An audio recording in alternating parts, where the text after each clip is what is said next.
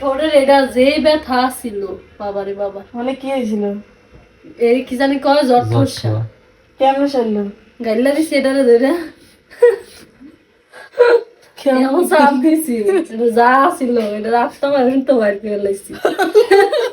জট্রোয়া গেলে তো ঘা হয়, এটা মনে হয় জট্রোয়া না, এত ছোট হয় জট্রোয়া, জট্রোয়া বড় হয় ওটা ফোট আরে এটা আর ফোড়া। ব্যথা মনে হয় গরম ওর গরম এইটুকা গরম এইটুকা কি করছে জানো এটা এমন চাপ দিছে এর ভিতরে যা ছিল রসকস বাইর করে লাইছি। পরে আমি ব্যথা কমে গেছে গা ভালো হয়ে গেছে। ব্যথা যে করবো এটা তো নাই। কই কি গাইলে জিন কোনদিন ব্যথা সারান দেয় আল্লাহ। আচ্ছা আর বেনি করে দাও যে দুই পাশে। দুইটা বেনি করবি? হ্যাঁ ওই যে গ্রামীণ ছোট মেয়ের মতো। মানুষ না, আমি ছোট মানুষ না। আগে আমার মা স্কুলে গেলে না দুইটা করে বেনি করে দিত। নাহলে ওই যে বেবলির মতো ওই যে ছোট ছোট দুই মুড়া বানায়। দেখো না আমার চুলে যে দুইটা জিটি আর দুইটা খুব এমনি ইয়ে থাকতো হ্যাঁ কেমন দেখা যেত। বেবলির স্টাইলেই দিত তোমার মা তোমার। বেবলির স্টাইল আনতে কত সুন্দর করে ডিজাইন করে বাইন্দা ওর কি নাম নেই? এ নাম ও কম। মৌসুমী আপু।